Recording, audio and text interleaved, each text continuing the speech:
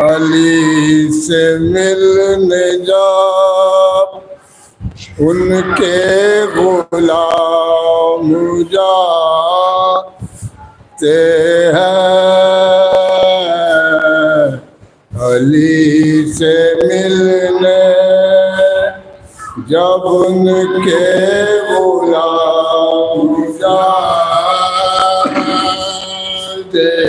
ہیں، لباس نو میں بسط احترام جاتے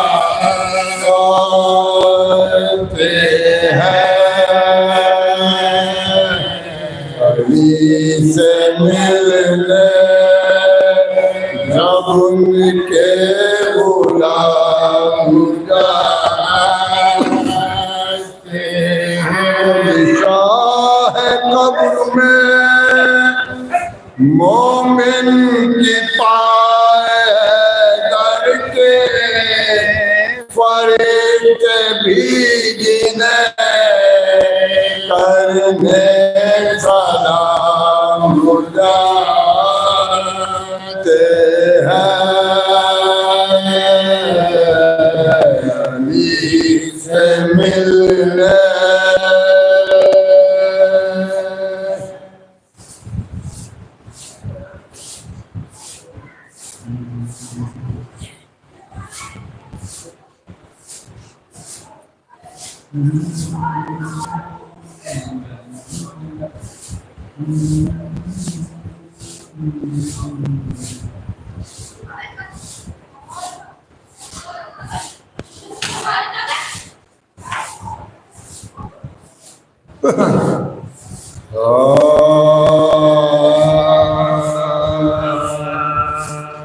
ساتھ کی دو انگلیوں پر باب خیبر چاہیے، ہاتھ کی دو انگلیوں پر باب خیبر چاہیے، اور قدم دوش نبی پر ایسا منظر چاہیے،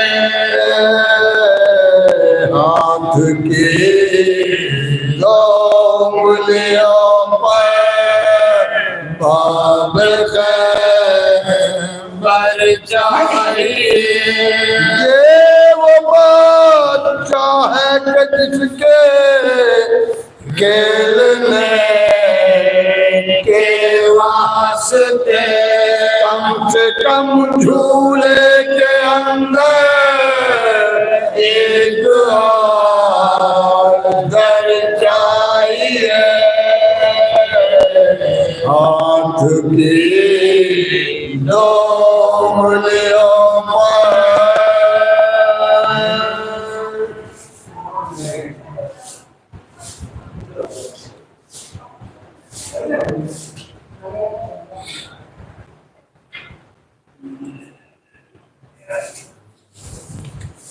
اللہ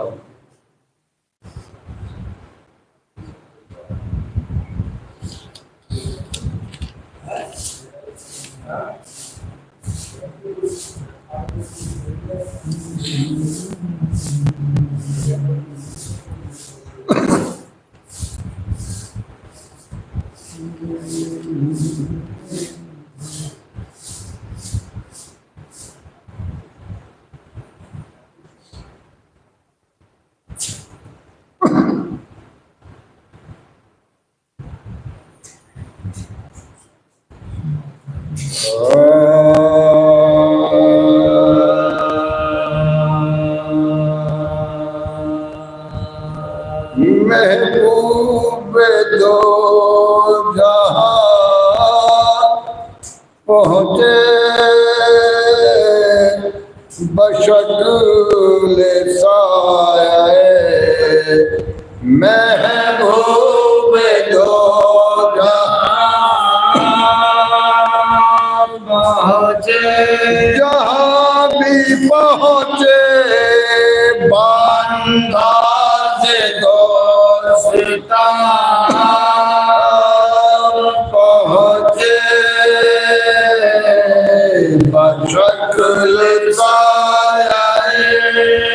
محبوب دو جہاں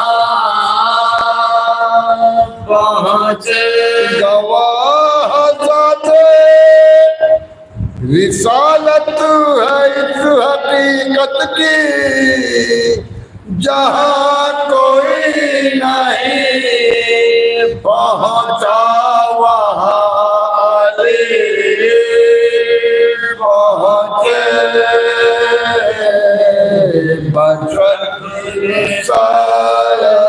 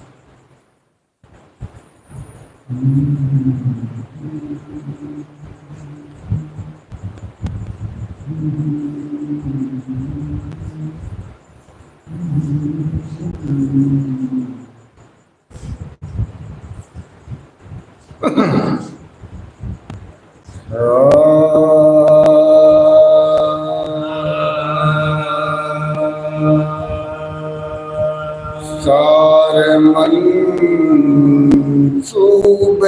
عدو کے بے اثر ہونے لگے سارے منصوبے عدو کے بے اثر ہونے لگے اور کر چادر نبی کی مرتضی سونے لگے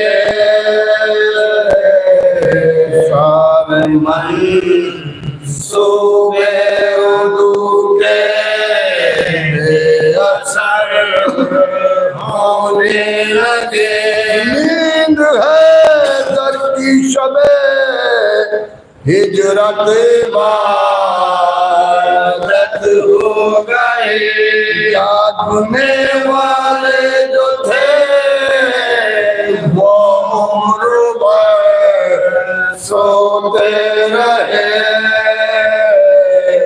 سارے منصوبے عدو کے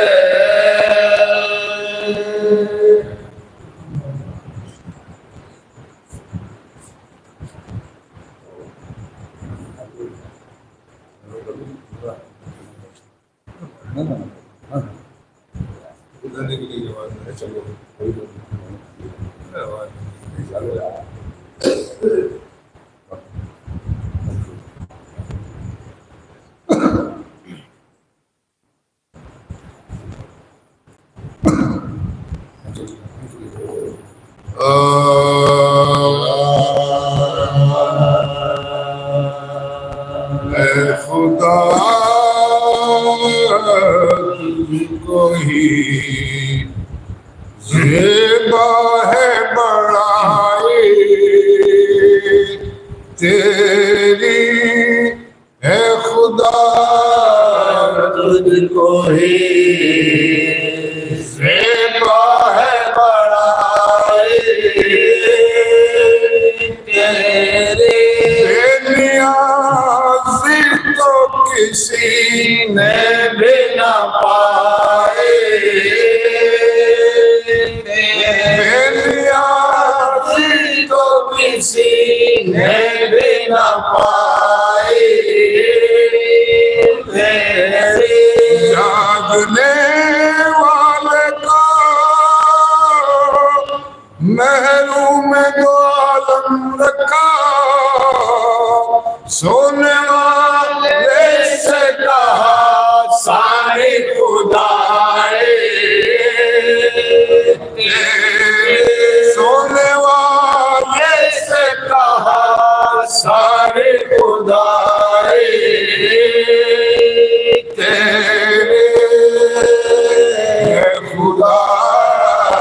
تجھ کو ہی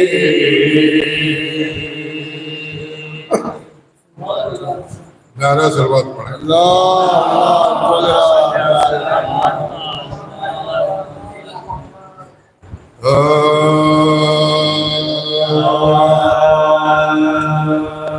گیا جو عرش پار اس کا جواب کیا ہوگا گیا جو عرش پار اس کا جواب کیا ہوگا اور مجھے رسالت ماب کیا ہوگا گیا جو عرش پار اس کا جواب کیا ہوگا بتا ازدر کو چیرنے والے یہ بچپنا ہے تو تیرا شباب کیا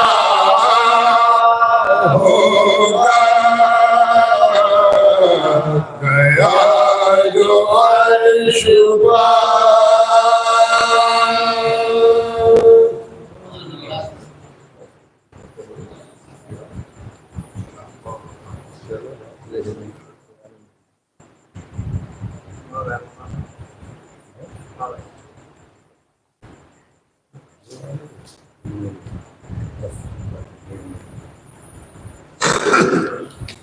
فاتحہ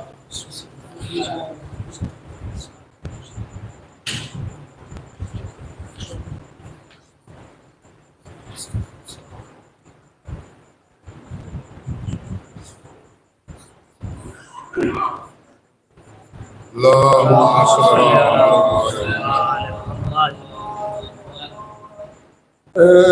حیدریو رحلت حیدر کی یہ شب ہے بے وارثی آل پیمبر کی یہ شب ہے اے ماتمیوں رو کے محشر کی یہ شب ہے لو واقعہ فاتح خیبر کی یہ شب ہے کل مومنوں کے سر سے ید اللہ اٹھے گا تابوت جناب اسد اللہ اٹھے گا تابوت جناب اسد اللہ اٹھے گا مومن تم ہو گئے بے وارث والی لو دوست ہے تم سے وداع شہ عالی کل صبح وہ چلائیں گے حیدر کے موالی آج احمد مختار کی مسند ہوئی خالی ٹکڑے کیے زہران گریبان کفن کے کوئی نہ رہا سر پہ حسین اور حسن کوئی نہ رہا سر پہ حسین اور حسن تو ابو واقعہ شیر خدا کرتا ہوں تحریر قاتل کو پکڑ لائے جو ہی شبر و شبیر مشکتی بندھی کانپتا خوف سے لعنت کی طرح دیکھی قاتل کے قلوب تو رحم آ گیا ظالم کے لرزنے پہ علی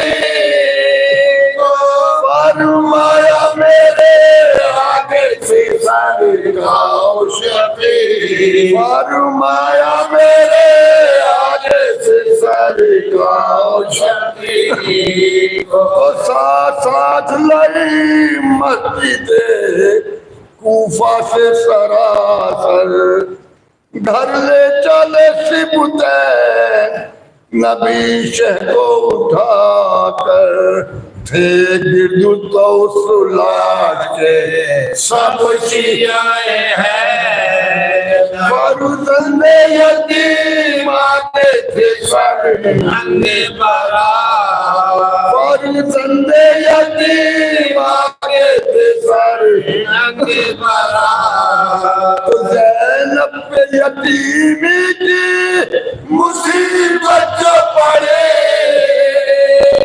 چلاتی تھی سر پیٹتی تھی در پہ کھڑی، چلاتی تھی سر پیٹتی تھی در پہ کھڑی، تو باز سے حیدر نے کہا چپکے سے جاؤ، آپ فاطمہ کی بیٹی کو ڈیوڑی سے ہٹاؤ، سمجھاؤ کہ بس عرش خدا کو نہ ہلا، رہے گیروں کو آواز نہ رونے کی سنا، رہے گیروں کو آواز نہ رونے کی سنا، اور ایک وقت یہ تھا ایک آفت کی گھڑی تھی، رن میں یہی زینب تھی کہ سر ننگے کھڑی،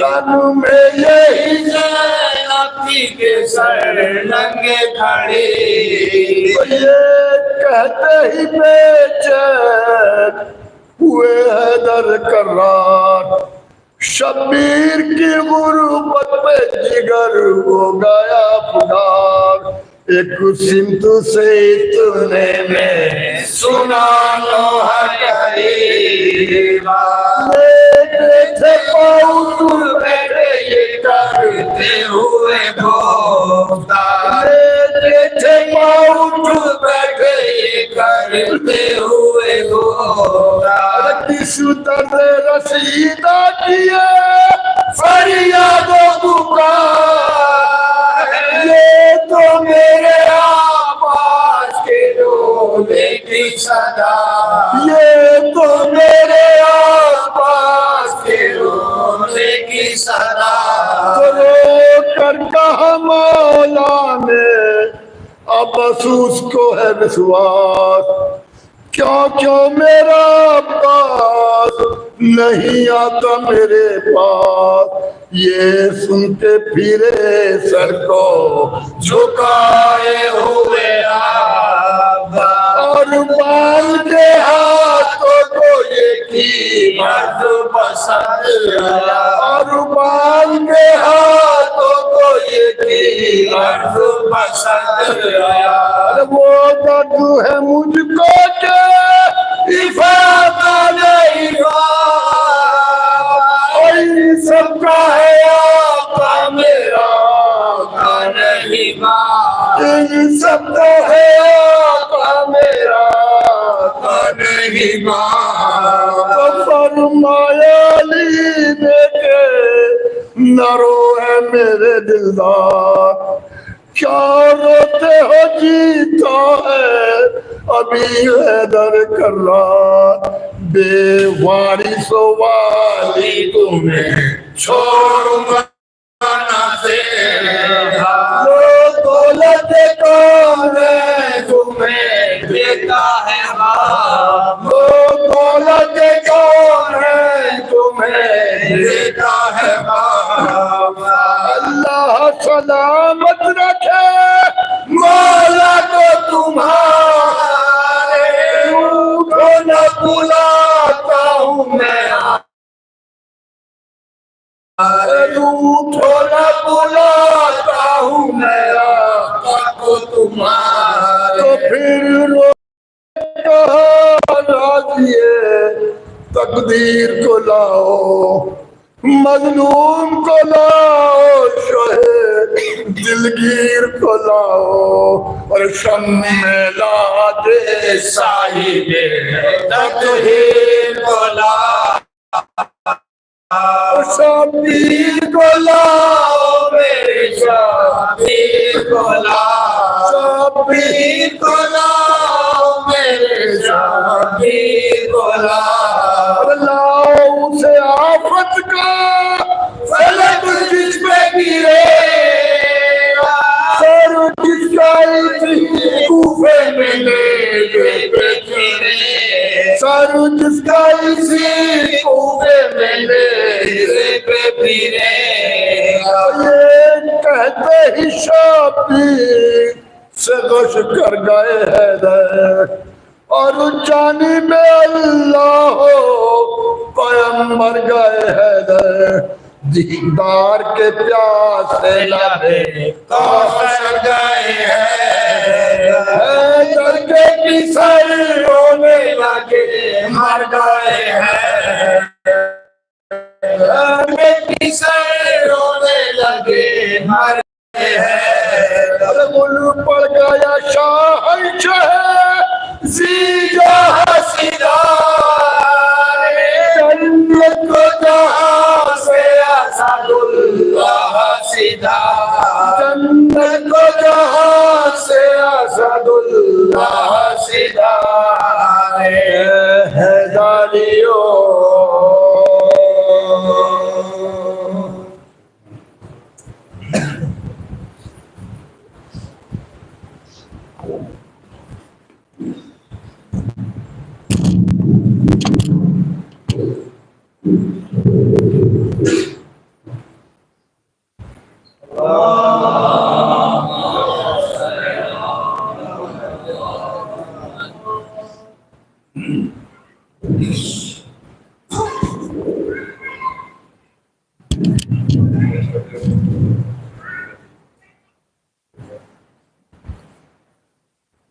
سورہ فاتحہ۔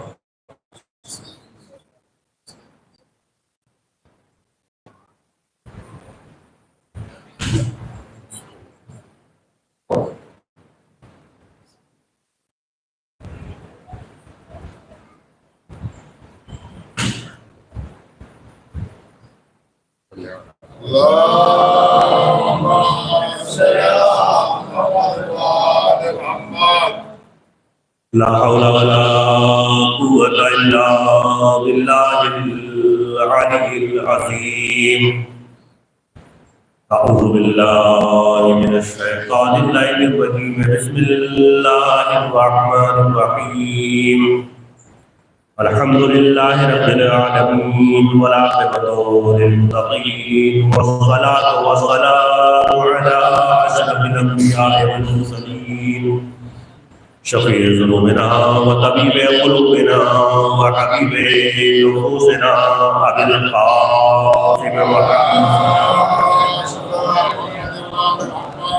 وعلى أهل بيته الطيبين الطاهرين المعصومين المظلومين المنتجبين المنتهبين ولعنة الله على أعدائهم أجمعين. أما بعد فقد قال الله تعالى وتبارك قول الحق. بسم الله الرحمن الرحيم. أفحسبتم أنما خلقناكم عبثا وأنكم إلينا لا ترجعون.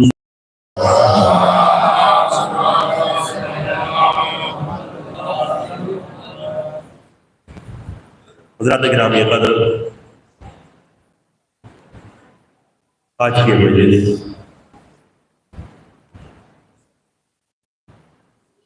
ہمارے آپ کے مولانا حضرت امیر المومنین علی بن ابی طالب علیہ السلام کی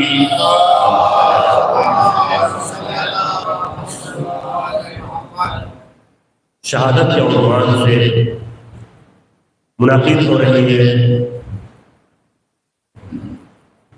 انشاءاللہ بعد مجلس شبیہ تعصب علیہ السلام کہ آپ زیارت فرمائیں گے، لہذا بہت کم وقت میں گفتگو کو تمام کرنا ہے۔ سورہ مومنون کی آیت جس میں اللہ رب العزت کا ارشاد ہو رہا ہے، افحسبتم انما خلقناکم عبثا وانکم لا ترجعون، کیا تم نے یہ گمان پیدا کر لیا ہے کہ ہم نے تمہیں عبث پیدا کیا ہے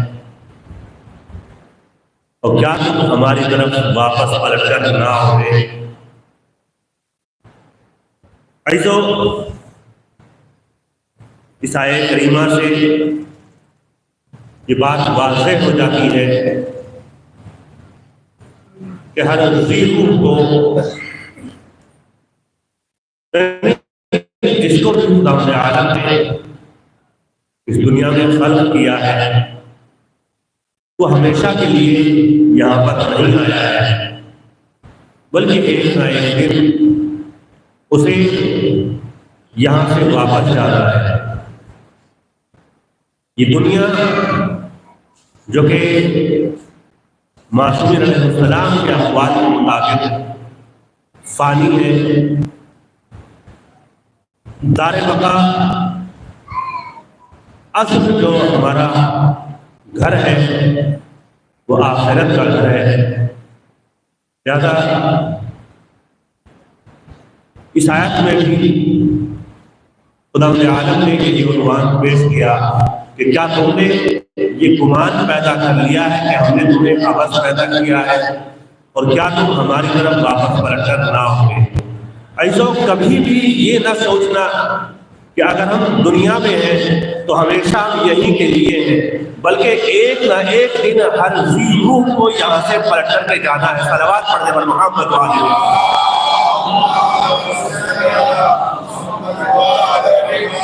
ایسا ممکن نہیں ہے کہ جو اس دنیا میں آیا ہو وہ ہمیشہ یہیں کے لیے نہیں، بلکہ یہ دنیا فانی ہے، اور مولا کائنات کے قول کے مطابق جو کہ نہج البلاغہ میں آپ فرماتے ہیں، مولا کائنات یہ دنیا مثل حباب ہے، نہیں صرف اور صرف ایسی ہے کہ جس طریقے سے حباب بلبلہ پانی میں بنتا ہے اور وہ چند سیکنڈ میں ختم ہو جاتا ہے، لہذا یہ دنیا بھی اسی طریقے کی ہے، چند دنوں کی ہے۔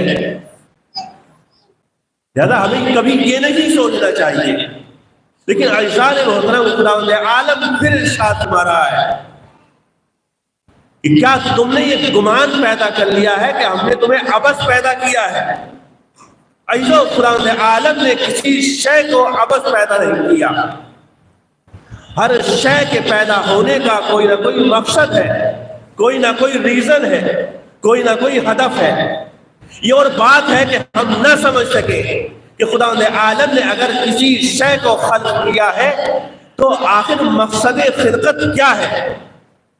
ایسو اگر خداوند عالم کسی شے کو بغیر مقصد کے خلق کرتا ہے تو یہ اس کی شان کے خلاف ہوگا، لہذا خداوند عالم نے اگر کسی شے کو خلق کیا ہے تو کسی نہ کسی مقصد کے تحت پیدا کیا ہے۔ ایسا یہی سوچ کر کے ہمارے چھٹے امام امام جعفر صادق علیہ السلام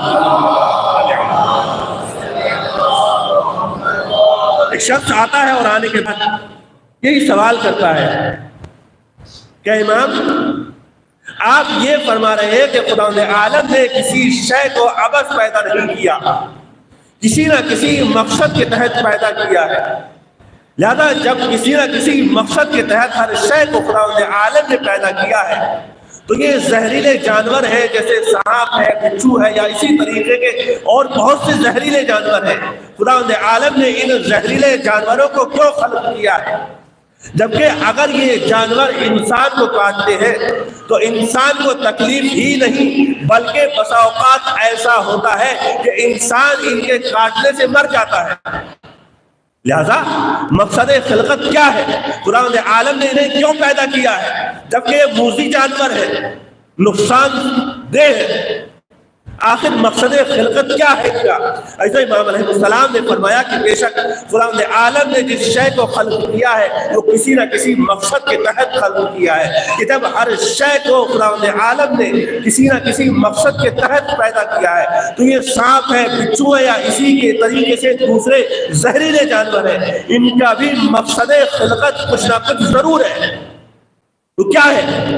ایسے امام علیہ السلام فرماتے ہیں کہ ان کا مقصد خلقت یہ ہے، خداوند عالم نے انہیں جو پیدا کیا ہے وہ اس وجہ سے پیدا کیا ہے کہ گرمیوں میں زمین سے بہت سے بخارات نکلتے ہیں، اور ان بخارات کا زہریلا مادہ ان بخارات سے نکل کر کے ہوا میں پھیل جاتا ہے۔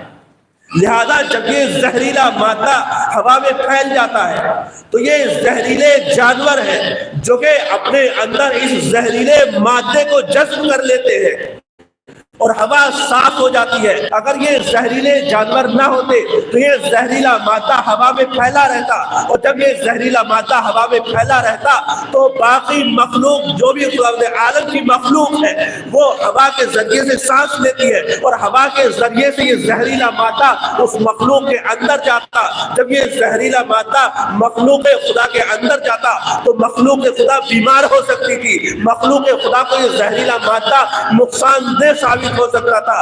لہذا خداوند عالم نے ان زہریلے جانوروں کو صرف اور صرف اسی وجہ سے خلق کیا ہے کہ یہ ہوا سے زہریلا مادہ اپنے اندر جذب کر لے۔ صلوات پڑھے بر محمد و آل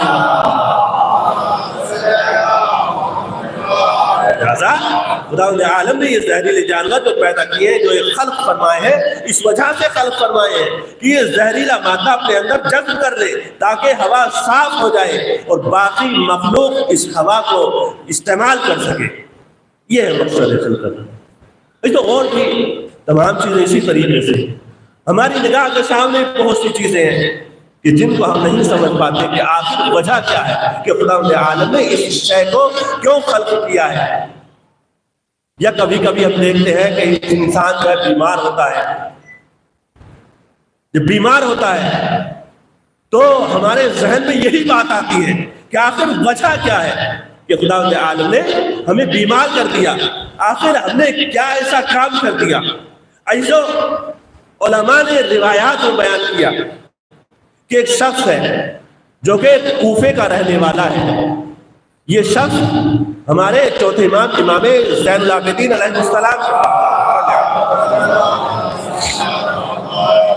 آتا ہے، آنے کے بعد کہتا ہے کہ اے امام وقت، میں ایک زمانے سے بیمار ہوں، آخر میں بیمار ہوں ایک بہت وقت سے، لیکن وجہ کیا ہے کہ خداوند عالم نے مجھے بیماری میں مبتلا کیا ہوا ہے۔ ایسے امام علیہ السلام نے اس سے ایک سوال کیا کہ یہ بتاؤ کہ جس وقت ہم کربلا گئے تھے تم کہاں تھے؟ ایسے یہ شخص کہتا کہ میں کوفے ہی میں تھا۔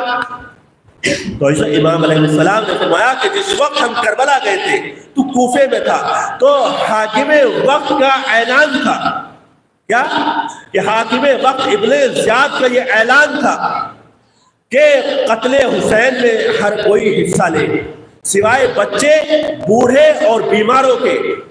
یعنی کہ اگر کوئی انسان بیمار ہے، اگر کوئی بچہ ہے یا بزرگ ہے تو وہ قتل حسین میں حصہ لے، لیکن اگر ان کے علاوہ کوئی بھی انسان ہے اس کے لیے ضروری ہے کہ وہ قتل حسین میں حصہ لے۔ ایسے امام علیہ السلام نے فرمایا کہ جس وقت ہم کربلا گئے تھے تو تم کوفے میں تھا۔ یہ کہتا ہے کہ میں اس وقت بیمار تھا۔ لہذا امام علیہ السلام فرماتے ہیں کہ یہ بیماری جو تو اس وقت سے بیمار تھا تو یہ دو حالتوں سے خالی نہیں ہے۔ چونکہ حاکم وقت کا یہ اعلان تھا کہ سوائے بچے، بوڑھے اور بیماروں کے ہر کوئی انسان قتل حسین میں حصہ لے، لہذا اگر تو بیمار نہ ہوتا تو تو قتل حسین میں حصہ لیتا، اور اگر تو قتل حسین میں حصہ نہ لیتا، حاکم وقت ابن زیاد کا کہنا نہ مانتا تو حاکم وقت خود تجھے قتل کر دیتا۔ لہذا یہ جو تو بیمار ہے، ایک وقت سے بیمار ہے، یہ بیماری جو تو اپنے لیے ایک طریقے سے مصیبت سمجھ رہا ہے، یہ مصیبت نہیں ہے، بلکہ ایک طریقے سے یہ مصیبت نہ ہو کر کے یہ تیرے لیے ایک طریقے سے نعمت ہے جو کہ خداوند عالم نے تجھے مصیبت کی شکل میں عطا کی ہے. کیوں؟ اسی وجہ سے اگر تو بیمار نہ ہوتا تو قتل حسین میں حصہ لیتا، اگر قتل حسین میں حصہ نہ لیتا تو ابن زیاد تجھے خود قتل کرا دیتا. لیکن عزیزان محترم، یہاں پر میں ایک چیز کا ازالہ کیے دیتا ہوں، وہ یہ کہ کبھی کبھی ایسا ہوتا ہے کہ بہت سی بیماری یا مصیبتیں جو انسان کے اندر آتی ہیں، وہ تمام بیماریاں یا مصیبتیں جو ہیں کوئی نہ کوئی وجہ ہوا کرتی ہے. لیکن عزیزان محترم، کبھی کبھی ایسا ہوتا ہے کہ ایک انسان مثال کے طور پر بیمار ہو گیا، مثال کے طور پر پیٹ خراب ہو گیا. کیوں؟ اس وجہ سے بیمار ہوا وہ کہ چونکہ اگر پیٹ خراب ہوا تو چونکہ جتنا کھانے کی پیٹ میں اس کے جگہ تھی اس نے کہیں اس سے زیادہ کھا لیا. دیکھا ایک دعوت میں گیا، بہت اچھے لذیذ کھانے ہیں، اب اس نے سوچا کہ ایک کی جگہ 2 روٹی، 2 کی جگہ 3 روٹی کھا لی جائے. لہٰذا جب اس نے ایسا کیا تو لامحالہ اب ایسا ہونا ہی تھا کہ اس انسان کو ایک طریقے سے بیمار ہو. تو عزیزان محترم، ایک طریقے سے اپنی ہماری خود وجہ ہے کہ جس کی وجہ سے ہم بیمار ہوئے ہیں. یا مثال کے طور پر ایک انسان ہے جو کہ مصیبت میں مبتلا ہے. کیوں؟ یہ بھی ہماری اپنی وجہ ہو سکتی ہے. وہ یہ کہ ہم کسی مصیبت میں مبتلا ہیں اس وجہ سے کہ ایک مظلوم کو ہم نے ستایا جو کہ بے گناہ تھا، اس کی کوئی خطا نہیں تھی، ہم نے اسے ستایا. لہذا اس مظلوم کی آہ نکلی، عرش سے ٹکرائی، خداوند عالم نے ہمیں مصیبت میں گرفتار کر دیا. لہذا یہ بھی ہماری اپنی وجہ ہے کہ جس کی وجہ سے مصیبت میں گرفتار ہوئے. لیکن عزیزان محترم، تیسری وجہ جو علماء نے بتائی، کبھی کبھی ایسا ہوتا ہے کہ خداوند عالم اپنے مقبول بندوں کا امتحان لے کر کے ان کے درجات کو بلند فرماتا ہے. کبھی کبھی ایسا ہوتا ہے کہ ایک انسان کو خداوند عالم کسی بیماری میں یا کسی مصیبت میں مبتلا کر کے ان کے درجات کو بلند فرماتا ہے. تو عزیزان محترم، ہر بیماری یا مصیبت جو ہے نعمت نہیں ہوا کرتی ہے، بلکہ یہ ایک طریقے سے ہمارا اپنا قصور ہوا کرتا ہے. لیکن عزیزان محترم، میں آپ حضرات کے سامنے یہ عرض کروں کہ جیسا کہ میں نے عرض کیا کہ کبھی کبھی ایسا ہوتا ہے کہ ہم سامنے کی چیز کو نہیں سمجھ پاتے کہ آیا یہ ہمارے لیے نفع بخش ہے، یعنی کہ فائدہ مند ہے یا نقصان دہ ہے. اگر کوئی چیز ہمارے لیے فائدہ مند بھی ہوتی ہے، ہم دیکھتے ہیں تو ہم یہ سمجھتے ہیں کہ نہیں، یہ ہمارے لیے نقصان دہ ہے، ہمیں سامنے والی چیز سے کوئی فائدہ حاصل ہونے والا نہیں ہے. یا کبھی کبھی ایسا ہوتا ہے کہ کوئی چیز ہمارے لیے ضرر رساں ہوتی ہے، نقصان دہ ہوتی ہے، ہم اسی چیز کو اپنے لیے فائدہ مند سمجھتے ہیں کہ ہمارے لیے فائدہ مند ہے. لیکن عزیزان محترم، ایسا نہیں ہے.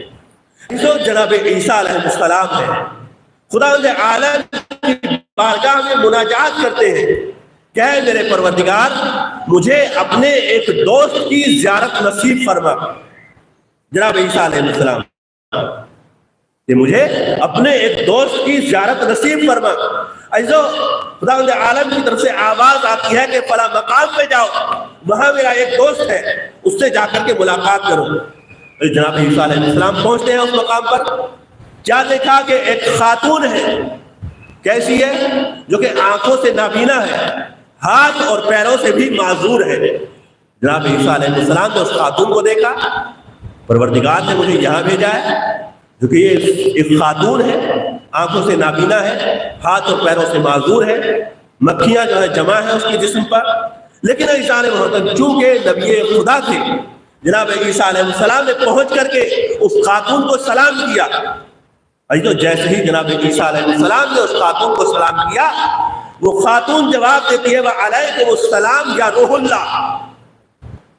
جیسے ہی جناب عیسیٰ علیہ السلام نے جواب دیا، جناب عیسیٰ علیہ السلام تعجب کرنے لگتے ہیں کہ یہ عورت جو کہ آنکھوں سے نابینا ہے، آج تک میری اس سے کبھی ملاقات نہیں ہوئی، کبھی میری آواز نہیں سنی، لیکن یہ میرے سلام کا جواب دے رہی ہے. کس طریقے سے؟ میرا نام لے کر کے، وعلیکم السلام یا روح اللہ. ایسی کیا وجہ ہے؟ جناب عیسیٰ علیہ السلام نے دریافت کیا کہ خاتون، نہ تیری آنکھ ہے نہ مجھ سے کبھی ملاقات ہوئی، یہ بتاؤ کہ کس طریقے سے تم نے مجھے پہچان لیا کہ میں عیسیٰ ہوں؟ عیسیٰ کی عورت کہتی ہے کہ جس پروردگار نے تمہیں میرا پتہ بتایا ہے اسی پروردگار نے مجھے بھی یہ بتا دیا تھا کہ کون آنے والا ہے۔ صلوات پڑھ دے پر محمد وآل محمد۔ یعنی کہ ایک طریقے سے خاتون کو پروردگار عالم کے اوپر کتنا بھروسہ ہے کہ اسی پروردگار نے مجھے تمہارا بھی پتہ بتا دیا تھا۔ جناب عیسیٰ علیہ السلام نے سوال کیا کہ بتاؤ کہ جب تم آنکھوں سے نابینا ہو، آنکھوں سے دیکھ نہیں سکتی ہو، ہاتھ بھی نہیں ہے اور پیروں سے بھی معذور ہو، اب یہ بتاؤ کہ شکر کون سی نعمت کا کرتی ہو؟ ایسے یہ خاتون کہتی ہے کہ پروردگار نے مجھے جسم صابر عطا کیا ہے، دل ذاکر عطا کیا ہے، اور زبان ایسی عطا کی ہے کہ جس کے ذریعے سے میں شکر پروردگار نکالا رہی ہے۔ لہذا میں اسی نعمت کا پروردگار عالم کی بارگاہ میں شکر عطا کرتی ہوں کہ خداوند عالم نے مجھ سے وہ تمام ذرائع لے لیے ہیں کہ جن سے میں گناہ میں ملوث ہو سکتی تھی۔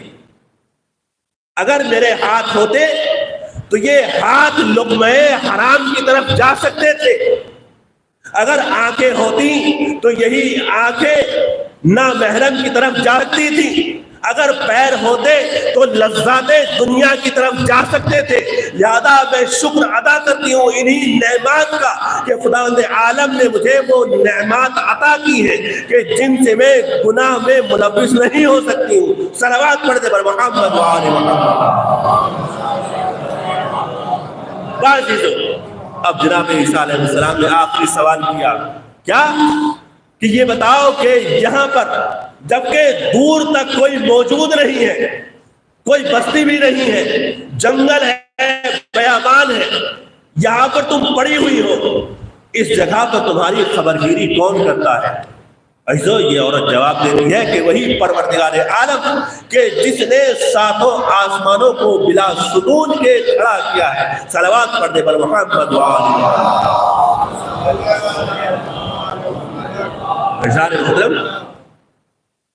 اگر کسی چیز کو ہم کبھی کبھی ایسا ہوتا ہے، میں نے یاد کیا کہ جو چیز ہمارے لیے نفع بخش نہیں ہوتی ہم اسے اپنے لیے نفع بخش سمجھتے ہیں، یا اسی طریقے سے کوئی چیز ہمارے لیے نقصان دہ نہیں ہوتی تو ہم اسے اپنے لیے نقصان دہ ثابت سمجھتے ہیں۔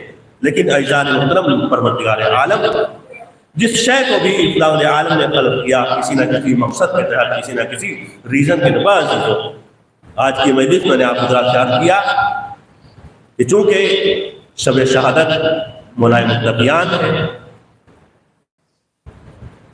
اسی عنوان کے تحت کی مجلس بھی منعقد ہو رہی ہے۔ بھائی سو کون ہے مولائے کائنات؟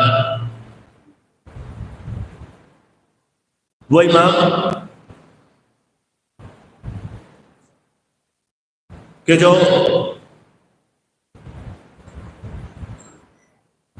علماء نے لکھا جب 16 رمضان المبارک آتی ہے تو آپ دریافت کرتے ہیں کہ آج رمضان کی کون سی تاریخ ہے؟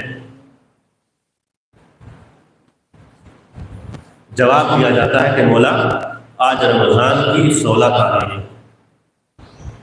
تو اس امام فرماتے ہیں کہ اب رمضان کے چند دن باقی ہیں، لیکن ایسا کیا معلوم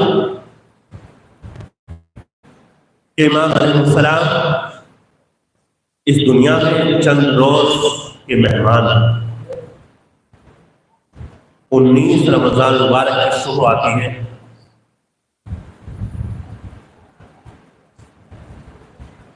مولا کا قاتل مسجد کوفہ میں سویا ہوا ہے، اسی اثنا میں شب کی تاریکی ہے، مولائے متقیان بھی مسجد میں پہنچ جاتے ہیں، گلدستہ اذان پر پہنچتے ہیں، اذان کہتے ہیں۔ اب تاریخ ملتا ہے کہ اذان کے بعد مولا کائنات اپنے قاتل کے پاس آتے ہیں، نیند سے بیدار کرتے ہیں، اٹھاتے ہیں۔ اس کے بعد جب نماز کا وقت ہوتا ہے، بعضو امام علیہ السلام نماز جماعت ادا کرا رہے ہیں، ابھی پہلی رکعت کا سجدہ اولا ہی تھا۔ تاریخ میں ہمیں ملتا ہے کہ عبد الرحمن ابن ملجم صفوں کو چیرتا ہوا مولا کے قریب آتا ہے۔ جیسے ہی مولا کائنات سجدہ اولا سے اپنے سر کو بلند فرما رہے تھے، ادھر ابن ملجم کی تلوار چلتی ہے اور ابن ملجم ایسا وار کرتا ہے کہ مولا کے سر شگاف ہو جاتا ہے۔ بس مولا کا سر شگاف ہو جاتا ہے، امام کا چہرہ خون سے رنگین ہو جاتا ہے، محراب عبادت مولا کے خون سے رنگین ہو جاتی ہے۔ ایسو امام نے ایک نعرہ بلند کیا، فزت برب الکعبہ، کعبے کے رب کی قسم میں کامیاب ہو گیا۔ ایسو یہ نعرہ، یہ آواز اتنی بلند تھی کہ اب تاریخ میں ملتا ہے کہ مولا کے گھر تک یہ آواز پہنچی۔ حسنین علیہ السلام مسجد میں آتے ہیں، کیا دیکھتے ہیں کہ ہمارا بابا شہید کر دیا گیا، ہمارے بابا کے سر پر ضربت لگ چکی ہے، ہمارے بابا کا چہرہ خون سے تر ہو گیا ہے۔ امام حسن علیہ السلام نے کیا دیکھا کہ بابا زمین سے مٹی اٹھا رہے ہیں اور اپنے زخم میں اس مٹی کو بھر رہے ہیں۔ بھائیو اسی اثنا میں اب علماء یہ لکھتے ہیں کہ اسی اثنا میں مولا کا قاتل گرفتار کر کے لایا گیا۔ جب مولا کا قاتل گرفتار کر کے لایا گیا، مولا کے سامنے آیا، ایک مرتبہ مولا متقیان نے اپنے قاتل کی طرف نظر کی۔ امام علیہ السلام نے فرمایا، اے ابن ملجم، میں نے تیرا کیا بگاڑا تھا؟ کیا میں تیرا اچھا امام نہیں تھا کہ تو نے مجھے قتل کر دیا، تو نے میرے بچوں کو یتیم کر دیا؟ بازاداروں، ایک مرتبہ ابن ملجم تاریخ میں ملتا ہے کہ امام علیہ السلام کی اس گفتگو کو سن کر کے گریہ کرنے لگتا ہے اور یہ کہنے پہ مجبور ہو جاتا ہے، اے مولا کہ جس کے نصیب میں جہنم ہو تو وہ کیسے بچ سکتا ہے؟ بعضیزوں ایک مرتبہ امام علی علیہ السلام امام حسن مجتبیٰ کی طرف دیکھتے ہیں اور فرماتے ہیں کہ اے حسن، ابن ملجم کے ہاتھوں کو کھول دو۔ بعضیزوں ابن ملجم کے ہاتھ جو رسم بستہ تھے، طریقے سے ابن ملجم کے ہاتھوں کو جو ہے کھول دیا جاتا ہے۔ میں یہاں پر امام سے یاد کروں، اے امام، آپ کو اپنے قاتل کا اتنا خیال ہے کہ آپ اپنے قاتل کے ہاتھوں کو بھی کھلوا رہے ہیں؟ اے امام، آپ کربلا کے میدان میں آئیے، آپ روز عاشور کے بعد 11 محرم کو دیکھیے کہ جو چھوٹے چھوٹے بچے ہیں اور تمام مستورات ہیں، ایک ہی رسل میں 12 گلے ہیں۔ بازاداروں، اے مولا آپ کربلا میں آئیے، اے مولا آپ کوفہ اور شام کے بازار میں آئیے، اے مولا آپ کوفہ اور شام کے دربار میں آئیے، آپ یزید کے دربار میں آئیے، اے مولا آپ یزید سے کہیے کہ ایک رسل میں یہ تمام کی تمام مستورات اور چھوٹے چھوٹے بچے ہیں، ان کو آزاد کر دو۔ اے مولا آپ کو ابن ملجم کا اتنا خیال ہے۔ بازاداروں، بس میں نے گفتگو کو تمام کیا۔ بازاداروں، ایک مرتبہ امام حسن مجتبیٰ امام علی مرتضیٰ کو گھر لے کر کے آتے ہیں۔ جیسے ہی امام حسن علیہ السلام زخمی بابا کو گھر کی طرف لا رہے تھے، بازاداروں کوفے کے گھروں میں امام مرتضیٰ کا یہ معلوم ہو گیا تھا کہ علی مرتضیٰ زخمی ہو گئے، علی مرتضیٰ قتل کر دیے گئے۔ بازاداروں، کوفے کے گھروں سے نکل کر کے تمام لوگ علی مرتضیٰ کے پیچھے پیچھے چلے آ رہے تھے۔ ایک مرتبہ جیسے ہی مولا متقیان اپنے گھر کے قریب پہنچتے ہیں، امام حسن مجتبیٰ سے کہتے ہیں، اے حسن اپنے جانے والوں کو رخصت کر دو۔ بازاداروں، امام علی مرتضیٰ کو اتنا خیال ہے، امام علی مرتضیٰ نے یہ کیوں کہا؟ اے امام حسن علیہ السلام سے یہ کیوں کہا؟ بازاداروں، علماء نے لکھا کہ امام حسن مجتبیٰ سے علی مرتضیٰ اسی وجہ سے کہہ رہے تھے سے کہ چونکہ جب میں گھر میں پہنچوں گا تو میری مستورات ہوں گی، ام کلثوم بھی ہوگی، زینب بھی ہوگی، مجھے دیکھ کر کے گریہ کریں گی۔ جب مجھے دیکھ کر کے گریہ کریں گی تو نامحرموں کے کانوں میں مستورات کی آواز پہنچے گی۔ میں یہ نہیں چاہتا کہ مستورات کی آواز نامحرم کے کانوں تک پہنچے۔ بازاداروں، امام حسن مجتبیٰ نے اپنے چاہنے والوں کو گھر سے باہر ہی رخصت کر دیا۔ بازاداروں، علی مرتضیٰ کو حسنین علیہ السلام جب گھر میں لے کر کے گئے تو کوہرام برپا ہو گیا۔ شہزادی زینب ہے، ام کلثوم ہے، گریہ کر رہی ہے۔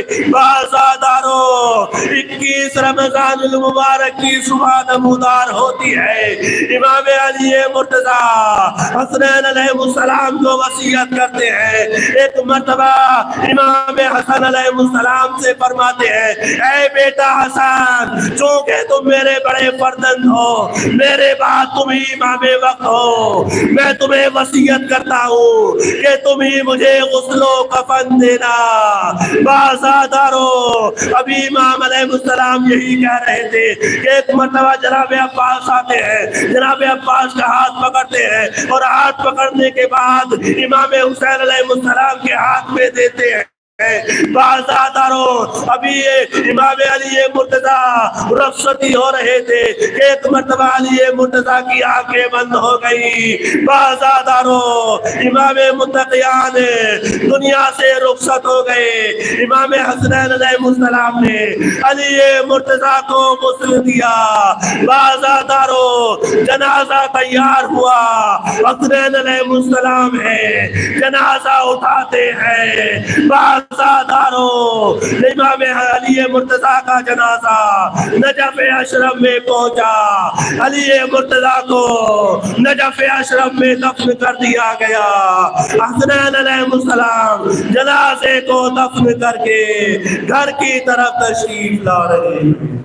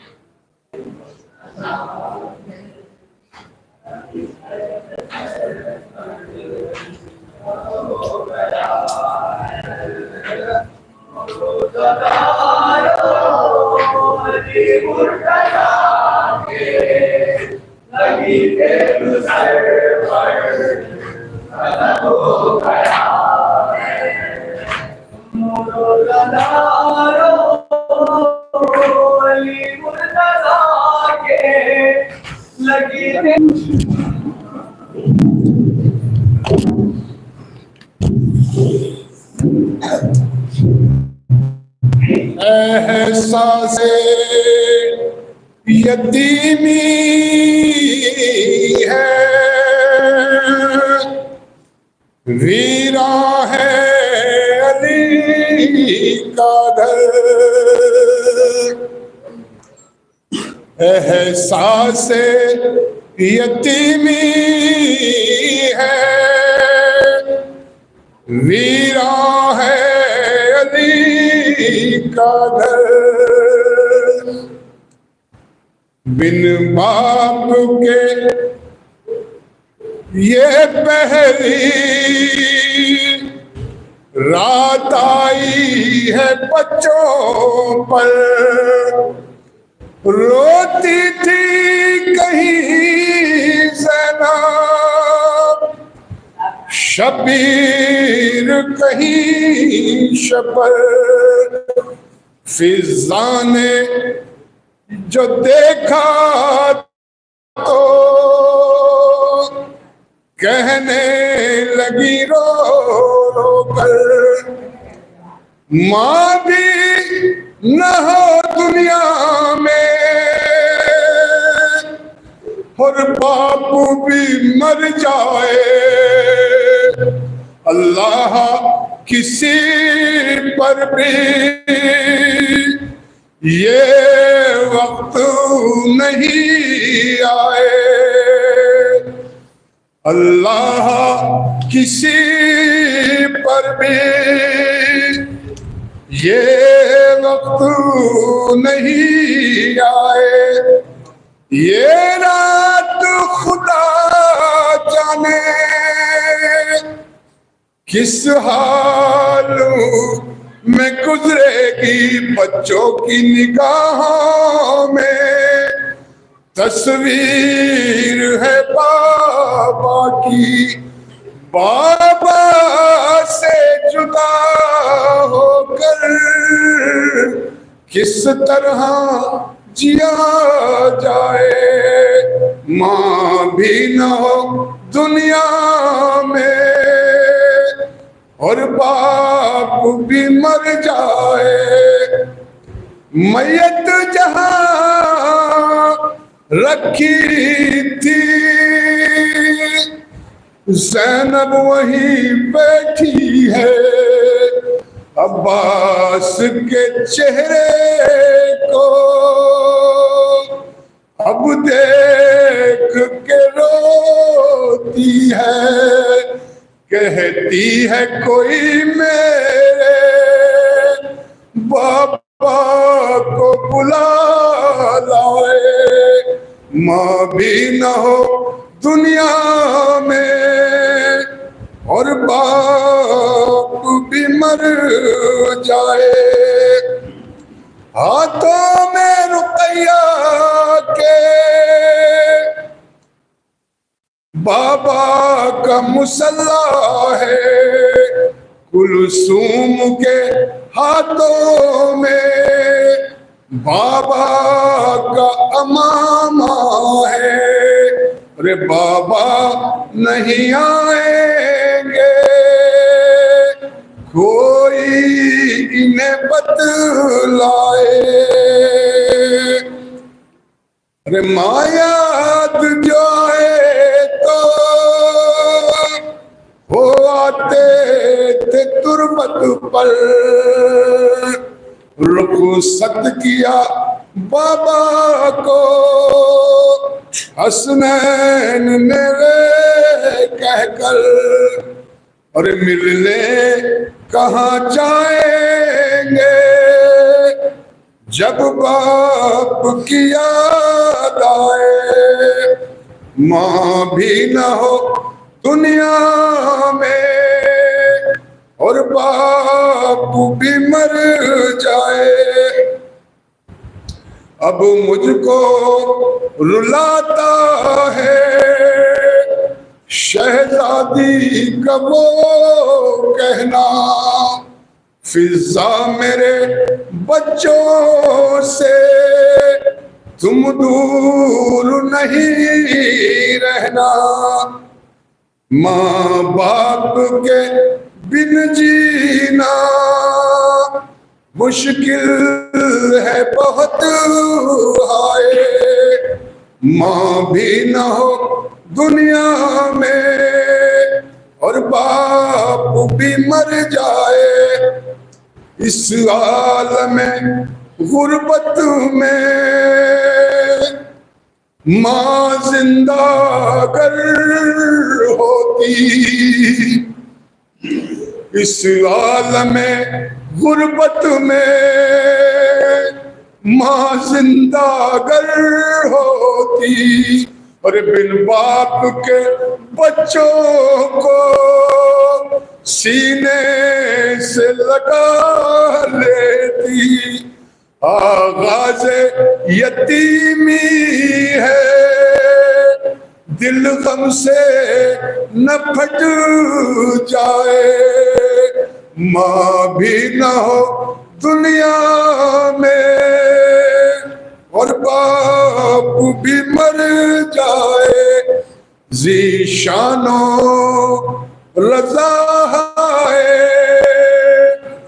نوحہ تھا یہ فضا کا، اب بیٹیوں کے سر پہ سایہ نہیں بابا کا، مشکل ہے یتیموں پر یہ رات گزر جائے، ماں بھی نہ ہو دنیا میں اور باپ بھی مر جائے، اللہ کسی پر بھی یہ وقت نہیں آئے۔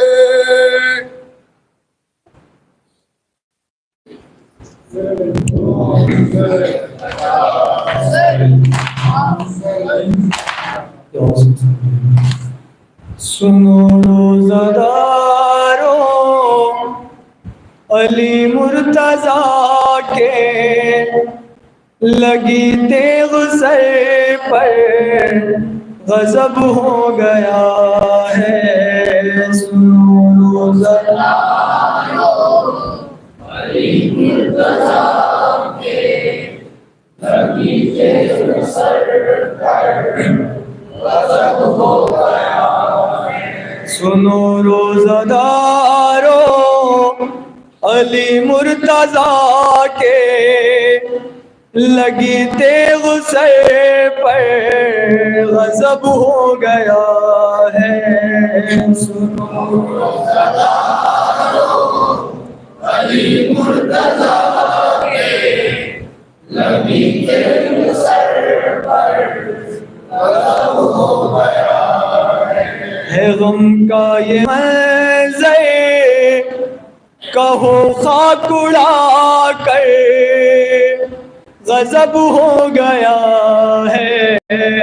سنو روزہ دارو علی مرتضیٰ کے لگی تیغ سر پر غضب ہو گیا ہے۔ زمانے میں غم کی گھٹا چھا رہی ہے، بقیہ سے دیکھو صدا آ رہی ہے۔ زمانے میں غم کی گھٹا چھا رہی ہے، بقیہ سے دیکھو صدا آ رہی ہے۔ بتا ابن ملجم ستم مرتضیٰ پر یہ ڈھایا ہے کیوں کر غضب ہو گیا ہے۔ سنو روزہ دارو علی مرتضیٰ کے لگی تیغ سر پر غضب ہو گیا ہے۔ نبی کی لحد سے یہ آواز آئی، لہو میں ہے ڈوبا ہوا میرا بھائی۔ نبی کی لحد سے یہ آواز آئی، لہو میں ہے ڈوبا ہوا میرا بھائی۔ یہ اجر رسالت دیا مجھ کو کیسا ہوا قلب مضطر غضب ہو گیا ہے۔ سنو روزہ دارو علی مرتضیٰ کے لگی تیغ سر پر غضب ہو گیا ہے۔ کوفے کی گلیوں میں آہو زاری، مدد کون آئے کرے اب ہماری۔ ہے کوفے کی گلیوں میں ہے کوفے کی گلیوں میں آہو زاری، مدد کون آئے کرے اب ہماری۔ غریب و یتیموں میں ہے شور ماتم، ہے نوحہ لبوں پر غضب ہو گیا ہے۔ سنو روزہ دارو علی مرتضیٰ کے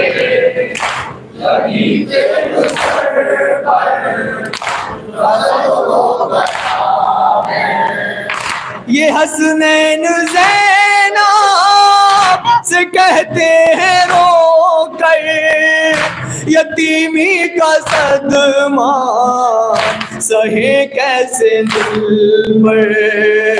یہ حسنین زینب سے کہتے ہیں رو کر یتیمی کا صدمہ سہے کیسے دل پر.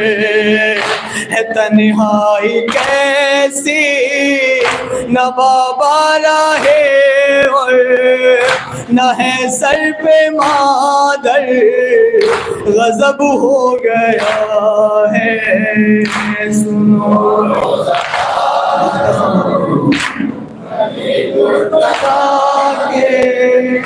لگی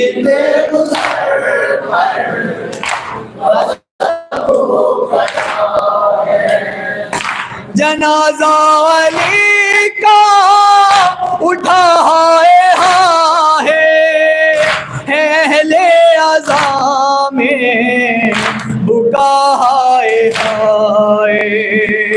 جنازہ علی کا اٹھا ہے اہل عزا میں بکا ہائے.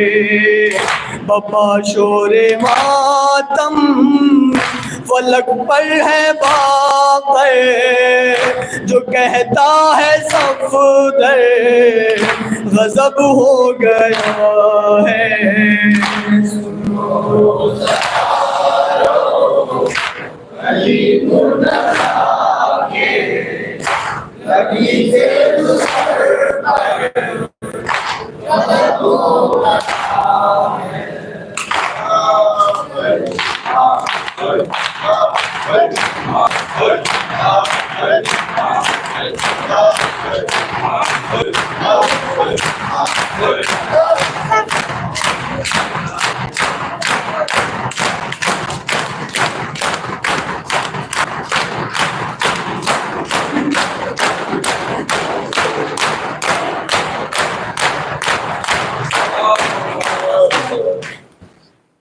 السلام علیکم ورحمۃ اللہ. السلام علیکم ورحمۃ اللہ. السلام علیکم ورحمۃ اللہ. السلام علیکم ورحمۃ اللہ. السلام علیکم یا غلط الغرباء. السلام علیکم یا محمد الوفاء الغرباء. السلام علیکم یا شفیع یا سیدنا رسول اللہ ایما سلطان العرب والعالمین. السلام علیکم یا مولانا یا قائد